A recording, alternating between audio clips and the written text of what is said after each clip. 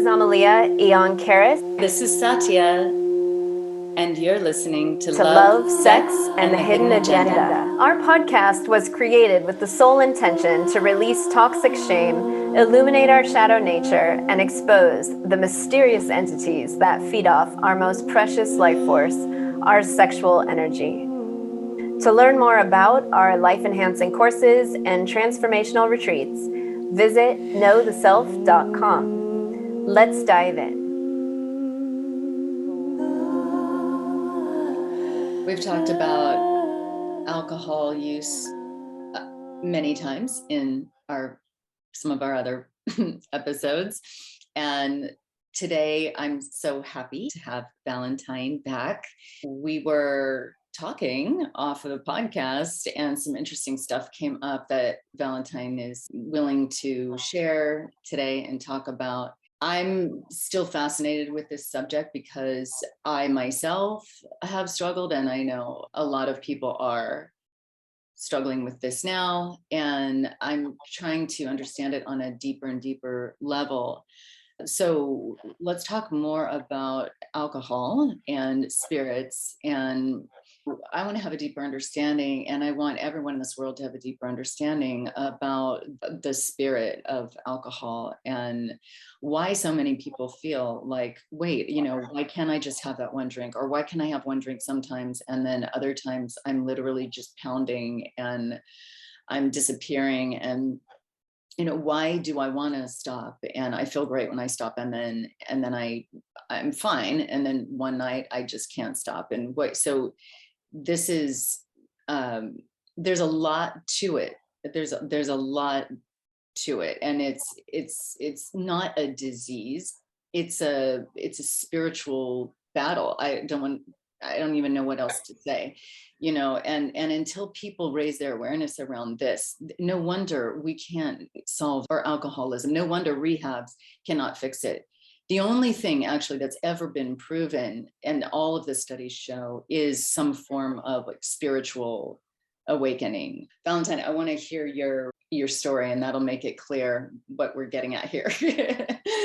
I need to understand your path that you went through and your story on a much deeper level. So well, I would say I'm still on it. I mean, I returned to being fully sober in October after doing a plant dieta, working with a plant medicine. And it, when you're on the medicine path, it's not unusual for certain plants, if you want to work with them, that they request things of you. And so the request from the plant that I'm currently working with was to go sober. So I am. To back up a step, when I moved to be with my current partner, my husband, I realized that, one, I was starting this incredible new life with him, and that was really beautiful. But simultaneously, I started to become aware that I was drinking on a level that, because I've had relationships with people who were addicts, I got the hint in my head that my habits looked similar to people I knew with addiction. And of course, that unto itself can be really challenging, because for me, I remember thinking that would never be me. I would never be an addict, because I had already gone through that with people. Of course, it was hard. It was drugs, like hard drugs, which I would call alcohol a hard drug now. I would. So, that began my, I watched my habits, I watched my drinking, and that, in a sense, as I've already spoken of, I think, began my journey, because I knew that the alcohol was a symptom. I didn't feel that I was diseased. And so that's why I never chose the path of AA, because I didn't feel that I was a alcoholic. I felt that I was in pain and a trauma wound was being presented, and I was trying to manage it by drinking, right? So it was an addiction symptom, I like to call it, because I just didn't want to say that this is who I am for the rest of my life. And Wait, hold on one second, Valentine. So that's interesting to me. So were you aware that you were drinking because of a trauma? Was it conscious at that time, or that came later? I mean, this was years, right? So the root of the wound healed when I started working with you. That was what was spoken of in the last, episode or sessions.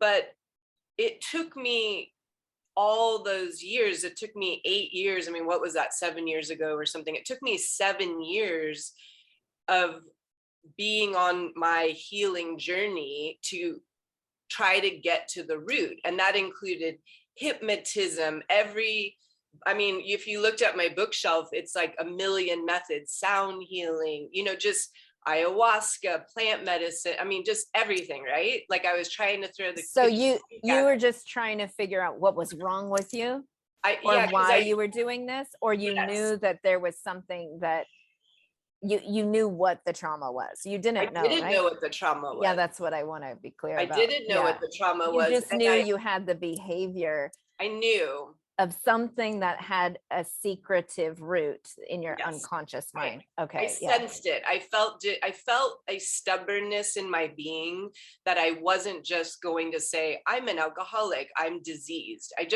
That just never would land with me. And because the other thing too, in my past, if I looked at my patterns, I saw that those patterns played out in different ways at different times, but the most acute one in the current juncture was the alcoholism, or the relationship with alcohol. Well, to me that makes sense, because you're a shamanic healer and practitioner, and like in shamanism there's only 3 causes of illness, right? And so when you look at it from like, okay, this is soul loss, or this is a possession, or that, like, there's a different root. So that it's high to get to the root. You just have to find it in the spiritual realms. But I didn't know that, Aeon, when I started. I mean, this is why my addiction and my healing was also part of my training, because I actually didn't know that. That was part of me learning all of these modalities and practicing them that led me to realizing that there was probably an emotional root. And then how am I going? And then that people had healed themselves. And then how the hell was I going to do it? Because AA wasn't an option, right? So it was an education into also becoming the thing. Yeah. So and then also,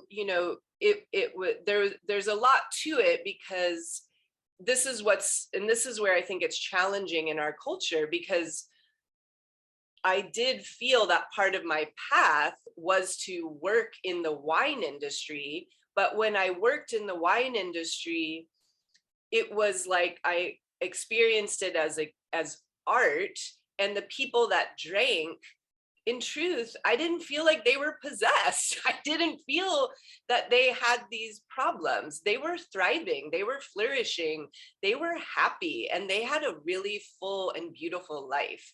So there's that, right? Which is very confusing.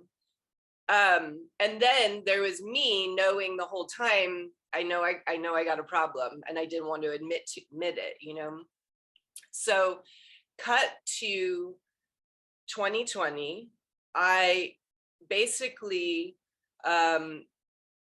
realized that, I was gonna have to sort of reroute. The things I was going towards weren't happening. And I just kind of surrendered into what I was starting to create for myself, and basically got myself to a manageable place with my drinking. Simultaneously, I was doing Kundalini yoga, and one of my kriyas was to heal addiction. So I was committed to that. I had been doing it for like 4 months straight. And I had like a 1.5 glass wine habit, and that was good considering where I had come from, which would, in truth, it's even still hard to say to this day, it was like a half a bottle, sometimes a bottle every night. So I thought, this is chill, and then I think I mentioned that this voice came to me, and it was just before doing your school, Aeon, which said, are you ready to commit to your sobriety? And it was a voice that woke me in the morning. And I thought, no, because I had gotten to this manageable state. But within the manageable state was this one day a month where I would literally be doing the most mundane things. And this happened actually the day before I signed up for your school. This is a perfect example. Everything's chill. I'm, cleaning the house. It was an evening. I was labeling jars in my kitchen, and I just started doing shots. And it was I just started doing shots. I had no idea why. I wasn't even wanting to drink. I'm wasted. I think I even got sick that night, which always sucks to have to admit. And then because I had committed to our call, I was like, I know I am barely functioning right now, but I'm going to get on the call. And then, and what was interesting too, it was a week before I had decided that I would go sober. That was the other interesting thing. I was going to go sober on the solstice. So it was the summer solstice. I was going to go sober. I was already planning on it. And then I had the call with you and had that weird thing happen. Couldn't understand it the night before, get on the call. And then it was like, if I'm going to work with you, I had to go sober. So I committed that day, and of course, just to kind of give some frame of reference for people, even that day that I committed to you after I got off the call, I thought, well, I still have some time before I slide the freaking credit card. I mean, this is how it works, and I thought, no, like I gave my word, right? So I did it. And then in Aeon's school, you get a clearing from Chicago, one of the healers you work with. And because I can be a very dutiful person, I immediately started your program, which was the activations. And one of the things is you have to, track yourself. So as soon as I started the activations, which was probably like the next day, I started to track. And what started to come up was all these voices. And so to kind of jump back again in the timeline, during the 7 years, I've never been suicidal, but there would be these moments, and they would be moments of actually celebration or, big, really big, beautiful moments in my life or somebody else's, where I would drink, and then this would happen. I would overdrink, couldn't stop. And then a voice would come in and say, you should just kill yourself. And, it's devastating. Of course, I didn't ever act on it, but it would just be like, I would get wasted. And then this voice would come in, and I never knew where it came from. And then cut to, this day I'm talking about, where I'm already doing the activations from your school. I'm tracking myself. And in a couple of days, I'm about to get this Chicago clearing to start your whole program. Well, the voices that were coming in were gnarly. I mean, they were more than just you should just kill yourself. They were, I can't even remember them now, but they were very specific, right? And so I'm just thinking, oh my gosh, like I only just started her school. What the hell is going on, So anyways, I get the clearing from Chicago. She says, this is a big one, and it was true. The next day I could barely function. I mean, I literally I could barely talk. And we get on the call to talk about, what had happened. And she starts to speak these lines of the entities that she clears. And they're like the DDDs or something. And I kid you not, the things she says, I had just written down. So I'm like, oh, well, clearly those entities are real. And in my belief, because I kind of came from, like whatever you want to call it, the new age or something, where it's like everything is serving you, everything is supporting you. There's only this light, and then here's these DDDs, that some kind of demonic whatever attachments. I don't know how she describes them. And that was never part of my paradigm. I couldn't understand it. And so to realize that these things had attached, and then there was these are what they say, I thought, okay. And it was a shift in my whole life, actually, because it made me realize that these things are real. I obviously had them. They just were removed because I could feel it. And those voices too. And some of them did include this voice that's, you should just kill yourself. So the second part, go ahead. Yeah, well, I just wanted to share what the DDD is, because Chicago has discovered them as parasitic attachments. So they stand for dread, doom, and disaster. That's, yeah. Oh, geez. Yeah. And they trigger those three emotions, and they're implants of parasitic beings that attached to your physical body. They often lie dormant.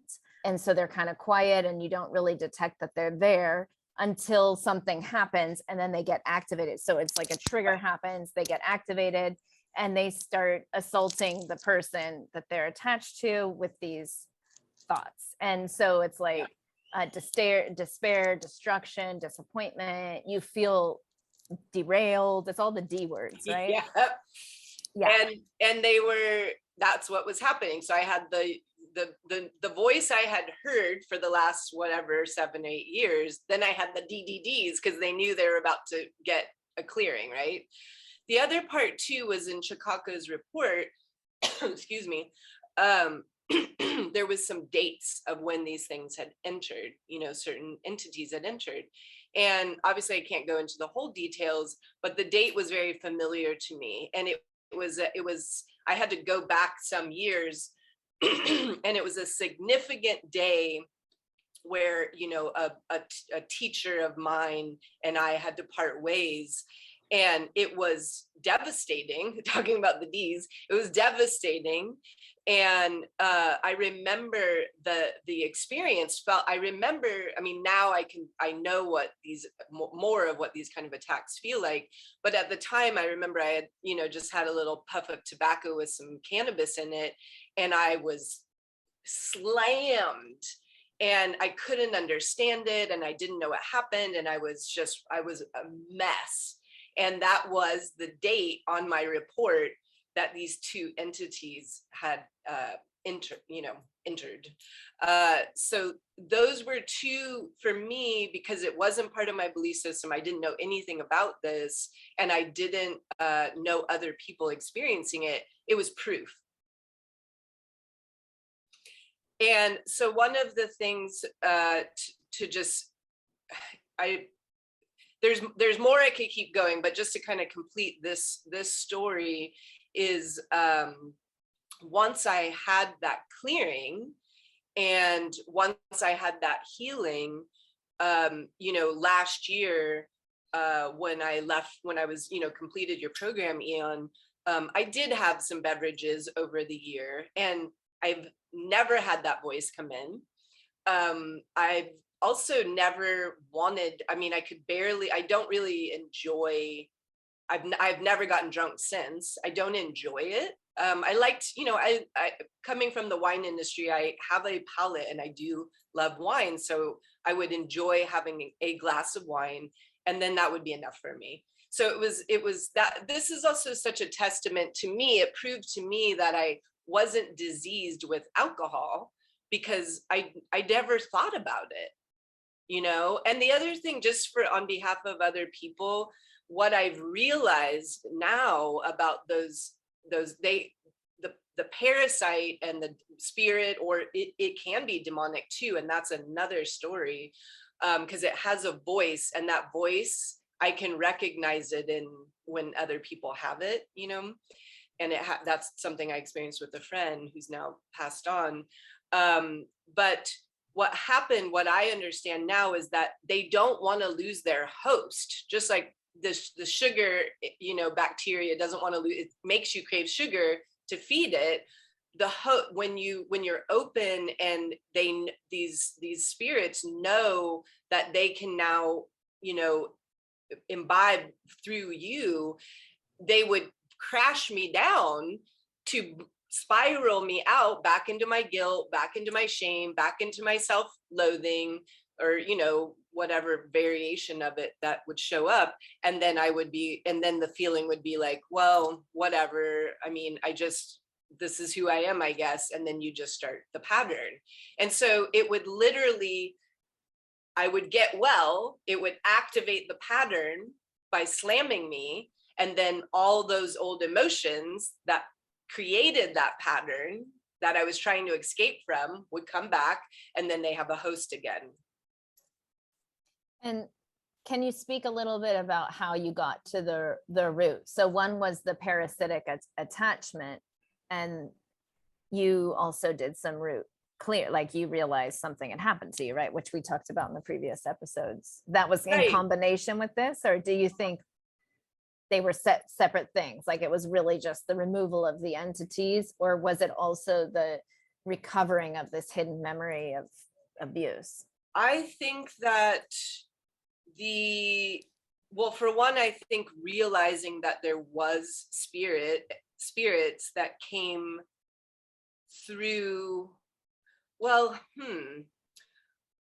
don't, it's interesting that you're asking, because I'm wondering if I sort of put it, I think that I really affiliated, actually this is where it landed. Okay, here we go. So I actually didn't put this whole spirits and alcohol thing together until I listened to a book, and it was a medicine person's apprenticeship book. This is where it really all came home for me. So I knew that the root happened, right? And that healed, and then that clearing. So I was like, oh, entities happened, clearing, all those things are done now. But I don't know, I'm not really sure if I remembered last year, if I was putting it together. But when I listened to this book, she said, she was like a Native American woman. She said, she was telling her apprentice, when you start drinking, you go dance in the realm of spirits. You literally go unconscious and you dance with the spirits. But those spirits are dead, right? Or they've passed on, and they haven't crossed over into this other dimension. So they're going to just keep pulling you into that realm and into that dimension. And in time, they will, I don't really know how she put it, but in time, what they want to do is, I don't know if it's like take your soul, but you know how the word alcohol actually means like soul, it means soul eater or something. That it has this kind of connotation of a portal that eats at your soul. There's a definition, I can't remember it right now. So Like the etymology of the name? Yeah, the I don't know actual word, about that. ALK hall means. Yes, I've read that. Yeah. And so essentially she said there, every time you drink, you're going to go into that world, and it feels so fun, but they're not your friends. They're trying to they're using you to have this experience, to feed their addictions that they never resolved, hence why they're in this dimension. And so they're not your friends. They're literally consuming you, and you think you're just having fun. And so in this apprenticeship book, I think that was when I was like, oh my God, that's what's happened. That's what happened. That's what happened. And it scared me. And then, because there's more, when I did this dieta, and the woman that's the shaman, because you work with ayahuasca, and it's not a plant, it's a tree spirit actually that I am working with, but she broke it down too. And she'll occasionally have a beverage, but she said the fastest way to get possessed, she just laid it on the line. She's like, the fastest way to get possessed is to drink. And that really hit me too, because here's somebody who, she'll occasionally have a beverage, she's like, I want to be normal sometimes, but she said, I can't, if I have too much, I have to do all this clearing on myself. And she said, it's, I mean, essentially, just to kind of add in another piece, she said ketamine, I mean, people work with it, and if you work with it in a certain way, but ketamine addiction and alcohol addiction are the two fastest ways to get possessed. So, you kind of can't unhear that, and then of course, I'm sure with you, Aeon, and myself, I'm doing sessions, their message to people is it's, you need to let this go if you want this next thing to come in. They don't want to let it go. They don't know why. And then, and then this other piece too, is that it's like you have something else controlling you. It's not even that you may be addicted to the substance, or maybe you're not even, medicating the trauma. You literally have something else running the show. And that spirit, when it speaks, like when I had this friend of mine who, ended up taking his own life, I was saying to him, you might want to cut back on your drinking, because I feel like it's not serving you, but I really was feeling that it was dangerous. And then he sent a text to me, and it was so it literally felt demonic. Speaking of the demon, it felt demonic, and I use that word lightly, actually. I couldn't read it. I glanced at it, and it was so loaded, and the next day he took his life. Yeah. I'm really grateful that you're talking about all of this. You're validating something. It's so nice to hear it from someone else, because since I was a child, I grew up with an alcoholic sister, and since I'm like, I don't know, 7 or 8 years old, and she drank in secret. She was just a few years older to me, so she was a child herself. She would steal my father's red wine in the fridge. He always had one glass of red wine at dinner, and she was drinking it. So I had no idea what alcohol was. I never saw a drunk person in my life. I didn't know what was happening, but all I knew is that she would get possessed by demons.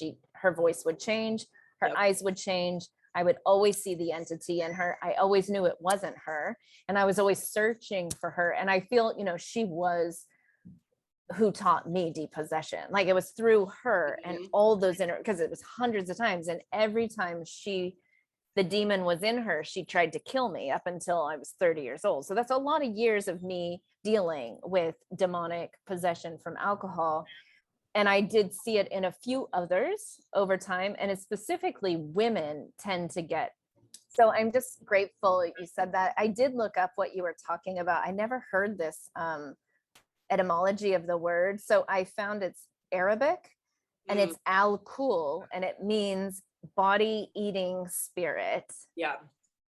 And it's like for the term ghoul, super really fascinating. There's one thing I want to add too, for those listening who might be struggling with this, and this is something as I've worked with people as well. There's these, it's like something really amazing will happen for somebody, right? And of course it looks different for different situations, but people specifically with alcohol, or a relationship with alcohol that was harmful, there would be this pattern of, man, you're doing so good, what just happened? And then it's like, there's these, these voices. Well, what are the voices? Sometimes it's practical, right? It's the voice of a parent or a relative or something that was abusive, and you kind of keep that voice in your head and da da da. But the other thing that was being brought to my attention was that, those voices they're disguised as your voice in your head. This is where it's like literally exorcism. It's so dramatic. And the thing is too, is I never wanted to be this person talking about this stuff. I just never was into it. I never believed it. And we were taught that it didn't exist. We were taught that everything is light, everything is love, that evil doesn't exist in a lot of ways, right? Like, we don't want to believe it. No. And that helps it hide.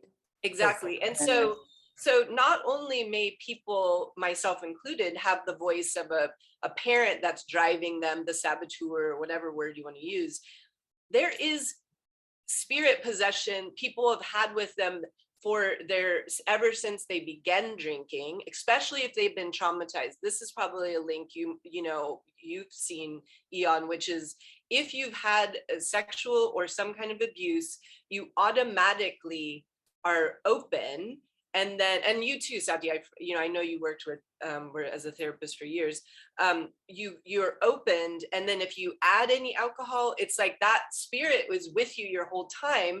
Then your whole life, you're in an abusive relationship in your head with this spirit who until you are free of it, you also, the thing that is so crazy to me is, and I'm watching this, and I feel like I'm actually in this training around these spirits, is that you don't want to let go of your abuser because it's also been with you. And I just that's it, isn't Valentine. that so insane? That was my realization. Because I had a person I was working with as I was mentoring with them, and I thought you everything is going on with you is you are in an abusive relationship. It's all in your head, and it's not just this person, it's the spirit that inhabited you from the trauma and the alcohol, and then they've got and their I would call it an implant more, or a parasite, because what was just to like differentiate, because can be very demonic and dark. And that's what I saw in my sister. As a child, I didn't have the context of all this. I saw that there's a demon possessing her because of her trauma, because she was adopted, she was sexually abused. I knew all that. And I could see that she was just fractured, her soul fractured. Yes. And there was this thing that constantly went in to make her suicide. She was terribly suicidal. She was an addict her whole life. She still struggles with it. And she can't control herself, and she has no memory of it afterwards. She doesn't know what she does when she's under the possession and the I'm smiling because your person behind you, she looks amazing. Anyways, yes. And that's the thing is, people they don't want to lose they become Stockholm syndrome in their own head because the voices sound like their voice. So they're in an abusive relationship their whole life with a implant, and they're afraid of who they'll be without that implant spirit. Satya, what's going on over there? I feel like, I mean, it's so wild. Bring us home, Satya. Yeah. What's your comments on this? Holy wow. Yeah, we gotta wrap this episode up, but this is like, it's so big. I have more to talk about too, but I know we're at time. I mean, there's more because a lot has been shown, right? Yeah.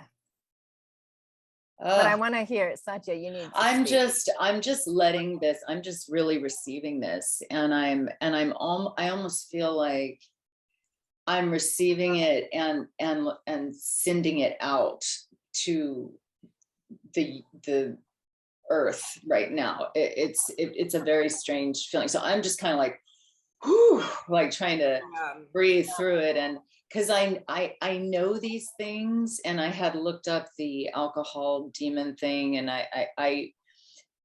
it's because you can feel it. It's and I've seen it as well in other people, and I'm just, I'm really recycling and circulating this information right now for all of us, because it's huge, and even though we kind of know it, to be able to really, really be specific this way and to really put it out there. It's rare to hear this conversation, I feel like. And so just that I'm so happy. Thank you, Valentine. I mean, we need to talk about this, and in a real tangible way, that because it is real, and I'm feeling very grounded in it as well. But it's like, whew, okay, so more. I want to hear more. Well, Okay. yeah, I feel that I pray that this message kind of reaches the right ears at the right moment to help the healing of what's going on. And I do want to say that what I've noticed in my tracking of this, parasitic, demonic, alcohol, spirit, ghoul, soul eater, body snatcher thing, is that it doesn't just, some people are born with it. It's genetically passed on as well. So you can be like a non-drinker and have it attached to you. It can be dormant in your system and get activated through something else, or you can have another addiction or something else that it gets activated. So, but it does come generationally. And I've seen this with my sister who was adopted and two of my other friends who were adopted, and both their families, like they had it as children, which made them reach for the alcohol, like the original wound, but the sometimes the parasite and the attachment or the possession get passed generationally. So those of us who are waking up to be the healers, to stop this spread, it's like we have a declaration, like it stops with us. And when we start doing the clearing, we start making it possible for the generations before us and in front of us to also clear it. So it's big, and we're going to have you on again. Valentine, like there's so much more, but we're at time, and I just thank you for being vulnerable and like honest with your process. I feel like this is real. I feel very passionate about it, actually, because I think it's also what doesn't allow people to do their healing, because you can't, it's like you're just scratching the surface. Yeah. Oh, sorry, go ahead. Yeah, no, I'm just excited because it's this huge thing that is the root. It makes so much sense. It rings true in my soul's knowing, and it is. I mean, how long has alcohol been around on our earth, and how many people have had to die and families broken apart, and why is it legal? And and all of the violence that occurs, and then and so that this has not been talked about. I mean, I used to be an alcohol and drug counselor, and this isn't discussed when you get your master's degree in alcohol and drug. This isn't discussed in rehabs. This isn't discussed, and so no wonder they don't work. Because it's multidimensional. We're dealing with the spirit realms. Yeah, nobody wants to talk about what's and really then it's going like, on, and then even if they've seen it. Yeah, and then people try to pretend, oh no, that sounds crazy. Well, that sounds crazy, and it's like, okay, but or what have you been believe smoking? In God? Do you believe in Jesus? Do you believe in then why wouldn't you believe there are spirits that, I mean, do you believe, when a propeller is going really fast, you can't see it. It's invisible to the naked eye, but it's there. Yeah, put your hand there. I'm just kidding. Yeah, you stick your hand in there, it's like, come on, we have to try something else. We have to do something else. I mean, we're in a desperate state in our nation. Our nation is becoming, a bunch of alcoholics. I mean, all of these scammers who call, have you seen Trafficked? I can't remember if it's on Netflix or Hulu, but the scammers in these other countries, in these hovels, they say that they target Americans because Americans are always drunk. And they're right. I've never heard that. Yeah. Wow. Yeah. Well, where I live, it's a tourist destination, and it basically promotes day drinking. And it's pretty frequently that I see people drunk in the middle of the day, which I don't like seeing anyone drunk, but it's very disturbing. And whenever I see it, it's like I see the entities hovering over the establishments that serve them. and then like breeding out through the people. It's interesting. I feel, yeah, we have so much more to say on this topic. You guys stay listening. We're going to keep going and see what more we can unearth here. But those of you listening that this has, touched or stirred something in you, please respond, let us know, share with us. We'd love to get your comments and your feedback and your experiences. So please let us know. And thanks for listening. See you next time. Thank you. To learn more about our life-enhancing courses and transformational retreats, visit knowtheself.com.